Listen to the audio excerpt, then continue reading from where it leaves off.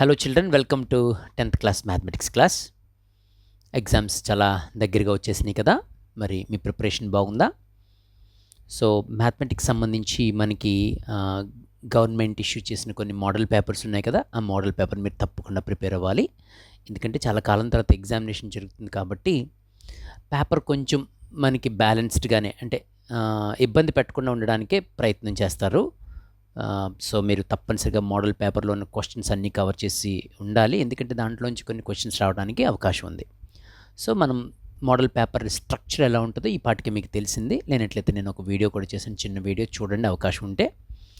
Model పేపర్లో ఉన్న questions మనం సెక్షన్ వైజ్ అటెంప్ట్ చేయడానికి ప్రయత్నం చేద్దాం. సో ఇప్పటివరకు ఎవరైనా మోడల్ పేపర్ చేయకుండా ఉన్నట్లయితే ఈ ఆన్సర్స్ జాగ్రత్తగా చూడండి, పేపర్ మీద ప్రాక్టీస్ చేయండి.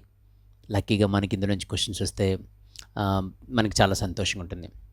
సో మనం ముందు అనుకున్నట్టుగానే సెక్షన్ వన్లో 12 క్వశ్చన్స్ ఉంటాయి కదా, అన్నీ కూడా 1 మార్క్ క్వశ్చన్స్ ఉంటాయి. కాబట్టి మనం డైరెక్ట్ ఆన్సర్స్ రాయొచ్చు, డైరెక్ట్గా మనం అటెంప్ట్ చేయొచ్చు. చూడండి, ఫస్ట్ క్వశ్చన్ చూడండి. సెక్షన్ 1లో the exponent of 2 in the prime factorisation of 144లో 2 యొక్క ఎక్స్పోనెంట్ ఏంటి అని అడుగుతున్నారు. ఫస్ట్ అంటే మనం ప్రైమ్ ఫ్యాక్టరైజేషన్ చేస్తాం కదా చాప్టర్ 1లో. ఎలా చేస్తాం? 144ని గుర్తుందా మీకు? మీకు ఇలా చేస్తుంటారు మీరు నచ్చినట్టు. మీకు ఇది నచ్చుతుంది కదా, అందుకని 236, 2 18s, 2 9s అండ్ లాస్ట్లో మనం 3 3s అని రాస్తాం. సో 144ని ఇలా మనం స్ప్లిట్ చేస్తాం. ఎలా స్ప్లిట్ చేస్తాం? 144 ఎలా స్ప్లిట్ అయింది? 2 ఎన్ని ఉన్నాయి? 2 1 2 3 4 2 పవర్ 4 ఇంటూ 3 పవర్ 2, 3లు 2 ఉన్నాయి కాబట్టి. సో ఈ విధంగా మనకి 144 బ్రేక్ అవుతుంది కదా. ఇక్కడ అడుగుతున్న ప్రశ్న చూడండి, the exponent of 2 in the prime factorisation of 144లో 2 యొక్క ఎక్స్పోనెంట్ ఏంటి అని అడుగుతున్నారు అనమాట. అంటే 2 పైన ఉన్న నెంబర్ 2 యొక్క పవర్ ఏంటి అని అడుగుతున్నారు. 4 అనమాట ఆన్సర్. చూసారు ఎంత చక్కగా? అంటే ప్రైమ్ ఫ్యాక్టరైజేషన్ తెలిస్తే మనము ఆన్సర్ చాలా ఈజీగా రాయొచ్చు. ఒకవేళ 3 అడగచ్చు దిస్ టైం. 144లో 3 యొక్క పవర్ ఏంటి అని అడగచ్చు. చిన్న చేంజ్ చేయొచ్చు అనమాట. అప్పుడు మీరు 2 ఆన్సర్ రాస్తారు. లేదు వేరే నెంబర్ ఇవ్వచ్చు. ప్రైమ్ ఫ్యాక్టరైజేషన్లో పవర్ ఏంటని అడగచ్చు. లేదా ఇంకొక చిన్న క్వశ్చన్ అడగచ్చు. ఎలాగ తెలుసా? 144ని మనం ప్రైమ్ ఫ్యాక్టరైజేషన్ చేసినప్పుడు how many distinct prime numbers you find?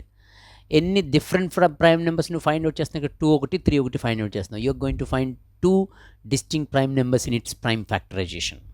So like wise అక్కడే ఆ డొమైన్లోనే మనకి క్వశ్చన్స్ ఉండడానికి అవకాశం ఉంది. కాబట్టి జాగ్రత్తగా ప్రైమ్ ఫ్యాక్టరైజేషన్ చేసి దానికి రిలవెంట్గా ఉన్న ఆన్సర్ రాయడానికి ట్రై చేయండి. సెకండ్ క్వశ్చన్కి వెళ్ళిపోదాం. మరి సెకండ్ క్వశ్చన్ చూడండి, degree of constant polynomial is 0. Constant polynomial యొక్క డిగ్రీ 0 అంట. ఇంకొక స్టేట్మెంట్ ఇచ్చారు, డిగ్రీ ఆఫ్ 0 పాలినామియల్ ఈజ్ 0 అంటున్నారు. So which statement is correct? Which one is correct? ఈ రెండిట్లో ఏ కరెక్టా, బి కరెక్టా, లేకపోతే 2 కరెక్టా, లేకపోతే 2 రాంగా? ఇలా మనం డిస్క్రిమినేట్ చేయగలగాలన్నమాట. చూడండి, కాన్స్టెంట్ పాలినామియల్ యొక్క డిగ్రీ 0 అంటున్నారు. ఎస్, మనం పాలినామియల్స్ గురించి నేర్చుకునేటప్పుడు కొన్ని రకాల పాలినామియల్స్ చూసాం కదా. 0 పాలినామియల్ అని, కాన్స్టెంట్ పాలినామియల్ అని, లేకపోతే లీనియర్ పాలినామియల్ అని, క్వాడ్రాటిక్ పాలినామియల్ అని, క్యూబిక్ పాలినామియల్, ఇలా కొన్ని రకాలు చూసాం మనం.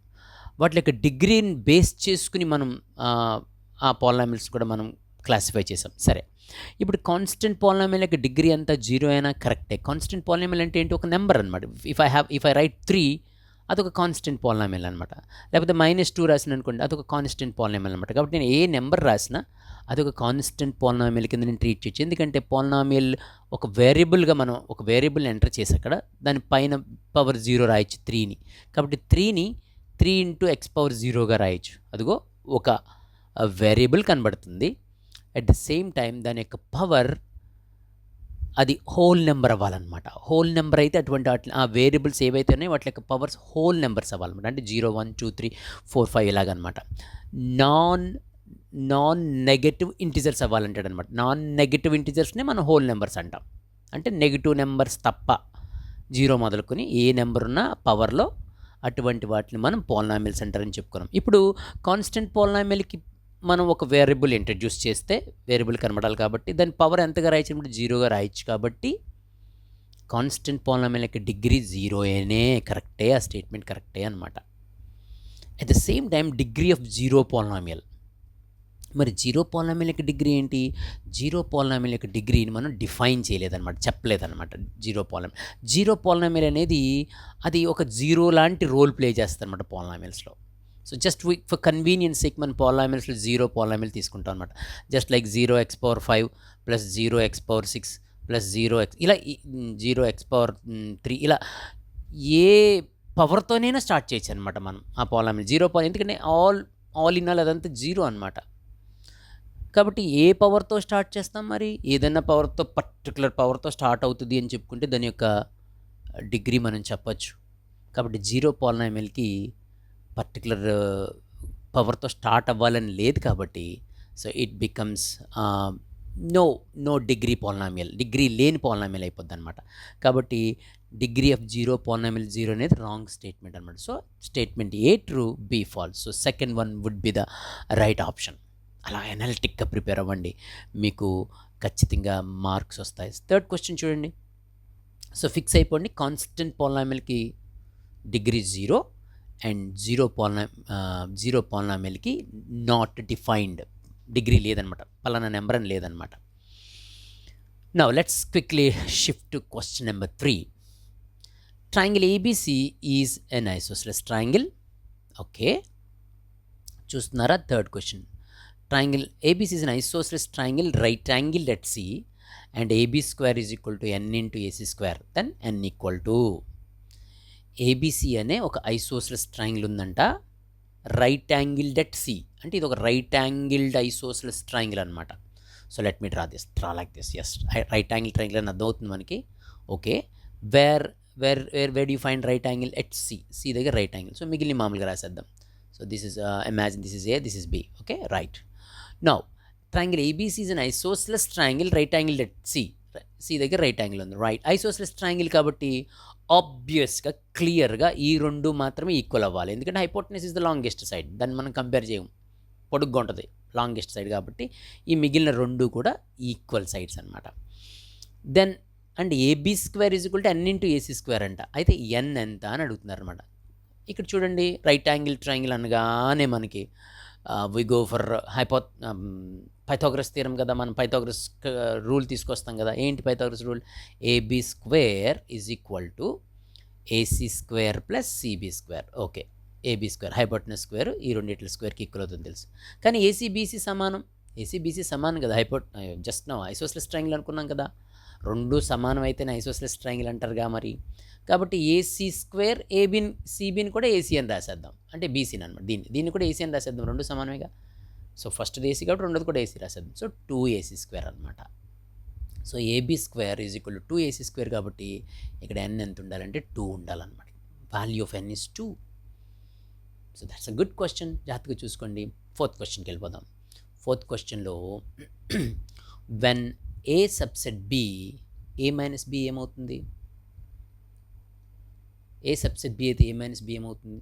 ఇలాంటప్పుడు మనం ఒక ఎగ్జాంపుల్ తీసుకుంటే మనకి కొంత క్లారిటీ వస్తుంది అనమాట. కొంత ఏంటి, almost we get clarity. See here, A is equal to 1 2 3 తీసుకుందాం, 1 2 తీసుకుందాం. బి ఈజ్ ఈక్వల్ టు 1 2 3 తీసుకుందాం. ఎందుకంటే ఏ సబ్సెట్ బి కదా, A is the subset of B. So A 1 2 తీసుకున్నాను, బి 1 2 3 తీసుకున్నాను. ఇప్పుడు ఏలోంచి బి మనం డిఫరెన్స్ ఫైండ్ అవుట్ చేద్దాం, ఏబీలో డిఫరెన్స్ ఫైండ్ అవుట్ చేద్దాం. ఏ అంటే 1 2, బి అంటేనేమో 1 2 3. సో 1 2లోంచి 1 2 3 ఎలిమెంట్స్ మనం రిమూవ్ చేద్దాం. సో కామన్గా మనం ఐడెంటిఫై చేస్తాం కదా, కామన్గా ఐడెంటిఫై చేసి క్యాన్సిల్ చేస్తాం కదా. ఇప్పుడు ఏలో ఏం మిగలేదు. So that's why A minus B is empty అనమాట. So when A subset B, A minus B equal to empty అని మనం అర్థం చేసుకోవాలి. సో ఇలాంటివి మనకి ఇంకా మల్టిపుల్ క్వశ్చన్స్ ఉంటాయి, జాగ్రత్తగా. ఏ సబ్సెట్ బి అయితే ఏ యూనియన్ బి ఎంత అని అడగచ్చు. ఏ సబ్సెట్ బి అయితే ఏ యూనియన్ బి ఎంత అవుతుంది? మరి మళ్ళీ ఎగ్జాంపుల్తోనే చెక్ చేసుకోండి. ఏ యూనియన్ బి చేస్తే బి వచ్చేస్తుంది కదా, సో విల్ గెట్ బి. లేకపోతే ఏ సబ్సెట్ బి అయినప్పుడు ఏ ఇంటర్సెక్షన్ బి ఏమవుతుంది? ఏ అవుతుంది. సో లైక్ వైజ్ కొన్ని మన ఎక్స్టెన్షన్స్ అర్థం చేసుకుంటే చక్కగా అక్కడ ఆన్సర్ చేయడానికి అవకాశం ఉంటుంది అనమాట. So A minus B is equal to empty set, nothing is there. Check చేసుకోండి ఎగ్జాంపుల్తో. Then fifth question, let's go for fifth question now.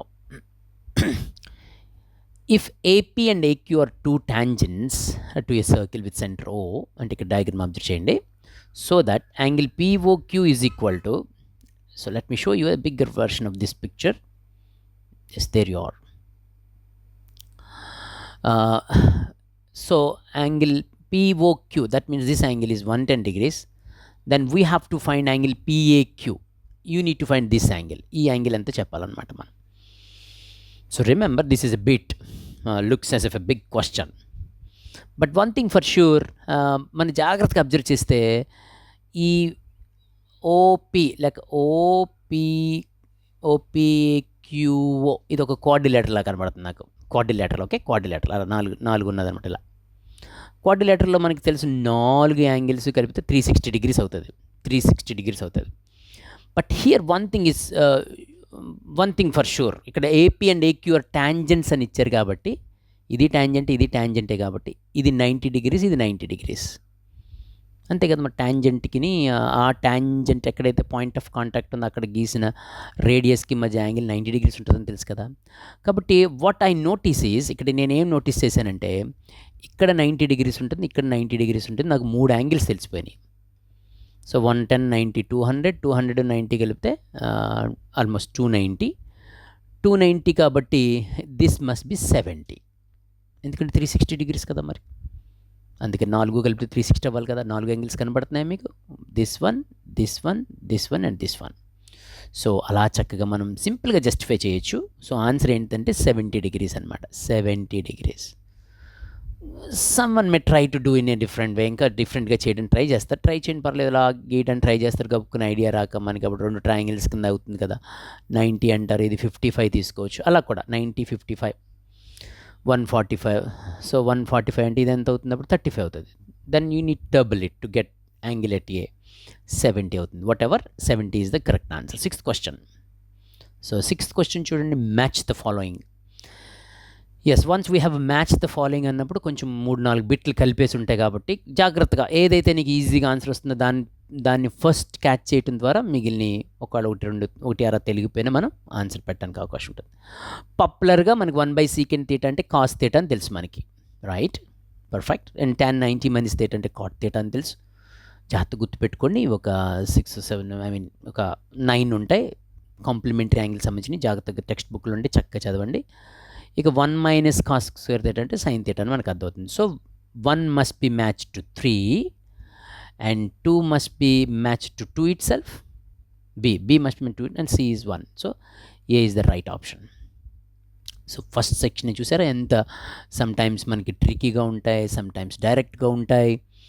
But one thing for sure that ప్రతి క్వశ్చన్ మనం చేయాల్సిందే, because we have no choice. ఒక్కటి పోయిందంటే ఒకటి పోయినట్టే, అంతే మార్క్. సో ఐ హోప్ మీరు చాలా కేర్ఫుల్గా చేస్తారు, కేర్ఫుల్గా చేయగలరు అనుకుంటున్నాను.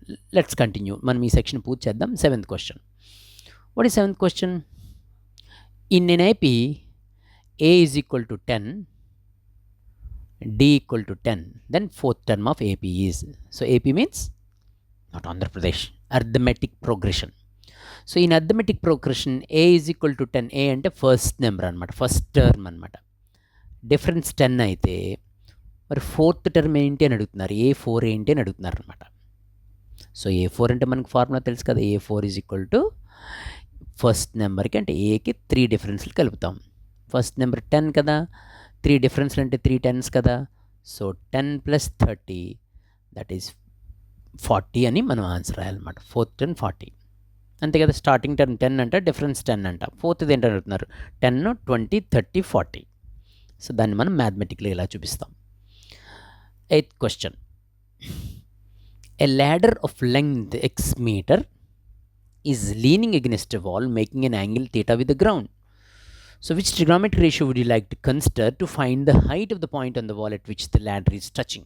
Yes, you can imagine this situation. ఒక వాల్ ఉందంటే ఇలాగా, ఒక వాల్ ఉంది, దానికి ladder వేశారు ఇలాగా చక్కగా. సో ఈ wall leaning against wall and making N angle theta with the ground, ఇక్కడ చేస్తున్న యాంగిల్ థీటా అనమాట. which trigonometric ratio would you like to consider to find the height of the point on the wall at which the ladder is touching? So if you want to find this one, which trigonometric ratio would you like to opt?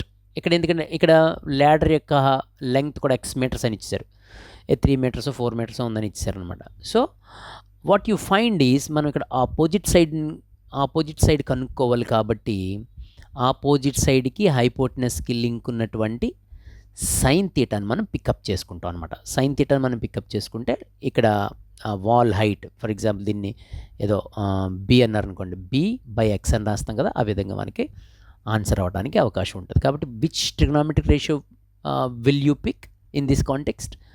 Perfect, sine theta is the best one to give you solution there. So అలా చక్కగా ఒకవేళ the distance between the touching point of the ladder and the bottom point of the wall అంటే అప్పుడు then we go for cos theta కోసం వెళ్తాం. ఇలా కాంటెక్స్ట్ని బట్టి ఒక మంచి ఫిగర్ డ్రా చేసి జాగ్రత్తగా మీరు 1 or 2 seconds ఆలోచిస్తే you can answer easily. Who else, right? Good. Then let's go for ninth one. See ఇక్కడ మళ్ళీ అగైన్ ఎసర్షన్ అండ్ రీజన్ అని 2 స్టేట్మెంట్స్ ఇచ్చారు. చూడండి, ఎసర్షన్ అండ్ రీజన్ అంటారు అనమాట. ఒక స్టేట్మెంట్ ఇస్తారు, దాని కింద ఒక సపోర్టింగ్ స్టేట్మెంట్ ఇస్తారు. ఆ 2 సింక్ అవుతున్నాయో లేదో మనం చూడాలన్నమాట. చూడండి, ఇక్కడ x plus 2y minus 30 is equal to 0 అనే equation, 2x plus 4y minus 66 is equal to 0 అనే 2 ఈక్వేషన్స్ ఇచ్చారు. ఇవి ఇన్కన్సిస్టెంట్ ఈక్వేషన్స్ అన్నారు. రైట్, అసలు ఫస్ట్ ఇవి ఇన్కన్సిస్టెంట్ కాదో చూద్దాం. Yes, we have 2 kinds of equations కదా, consistent equations, inconsistent equations. What are those inconsistent equations? అప్పుడు మనం వెంటనే టెస్ట్ చేస్తాం కదా, a1/a2 అంటే ఎక్స్ ఈ 2 తీసుకుంటాం, b1/b2 2/4 తీసుకుంటాం, c1/c2 మైనస్ 30/66 తీసుకుంటాం. ఇది కూడా 1/2నే మనకు అర్థమైపోతుంది. కాబట్టి a1/a2 b1/b2 సమానమై c1/c2తో సమానం కాకపోతే అటువంటి ఈక్వేషన్స్ ఇన్కన్సిస్టెంట్ ఈక్వేషన్స్ అంటారని మనం 3 డెఫినేషన్స్లో నేర్చుకున్నాం. ఇన్కన్సిస్టెంట్ ఈక్వేషన్స్ మనకి సొల్యూషన్ ఉండదు, అంటే పిచ్ కాంబినేషన్ అనమాట, ఇది నో సొల్యూషన్ కాంబినేషన్ అనమాట. ప్యారలల్ లైన్స్ వస్తాయి అనమాట మనకి, parallel lines, right? Parallel lines వస్తాయి. So they never meet, so we have no solution because a1/a2 b1/b2 సమానమైంది కానీ c1/c2 డిఫర్ అయిపోయింది. So such equations are known as inconsistent equations, and also we know that they don't have any solution. That means they show, or when we draw them on graph, they represent parallel lines. That means they never meet. So ala chakka మనం చదువుకోవచ్చు. Okay, ఇది consistent equations confirmed. a1x plus b1y plus c1 is equal 0, a2x plus b2y plus c2 numbers బదులు జనరల్గా మనం equations తీసుకుంటే represent parallel lines. If a1/a2 is equal to b1/b2 not equal to c1/c2. Yes, that's what we're talking about. a1/a2 is equal to b1/b2 అవి c1/c2కి equal కాకపోతే such natured equations, such natured pair of equations are known as inconsistent equations, otherwise known as parallel lines. సరిపోయింది, చక్కగా సరిపోయింది. assertion, reason, perfect. So both assertion and reason are true. Reason is supporting the assertions. Perfect, కరెక్ట్గా support చేస్తుంది. కాబట్టి A is the right answer. Good. 10th question చూడండి. The line of sight is above the horizontal line and angle between the line of sight and horizontal line is called, right? ఇక్కడ line of sight, ఒక పెద్ద object ఉందిలో, పెద్ద building చూస్తున్నాం అనుకోండి ఇలా మనం. Yes, this is the top. Imagine this is the top, this is the bottom of the building. And now suppose you're observing from here. You're observing the top of the building, you're amazed at the height of the building, and you're looking at the top of the building, how high it could be. So then no doubt you lift your head up, right? You lift your head up, మన కళ్ళు ఇలా పైకి ఎత్తుతాంగా. So ఇది line of site. ఈ పేర్లు మీరు వినే ఉంటారు చక్కగా, ఈ పాటికి బోల్డ్ అని విషయం మీకు చెప్పి ఉంటారు, జస్ట్ సపోర్ట్ ఇవ్వడానికి, మీకు ఈ ప్రిపరేషన్ సపోర్ట్ ఇవ్వడానికి అనమాట ఇది. So this is the object that at what we're looking at, and this is the line of sight because you're looking upwards. That's what given here. The line of sight is above the horizontal line. ఈ horizontal line కి line of sight above ఉంటే ఇక్కడ వచ్చేటటువంటి యాంగిల్ని ఏమని పిలుస్తారు అని అడుగుతున్నాడు. Right, that is angle of elevation. Angle of elevation అంటారు అనమాట. ఎలివేషన్ యాంగిల్ అంటారు అనమాట. ఎలివేట్ అవుతుంది కదా, ఇలా ఎలివేట్ అవటం అంటే ఇలా ఎలివేట్ పైకి అనమాట. యాంగిల్ ఆఫ్ ఎలివేషన్ అంటారు అనమాట. Right, good. 11th question. If P of E is equal to 0.05, then P not E how much?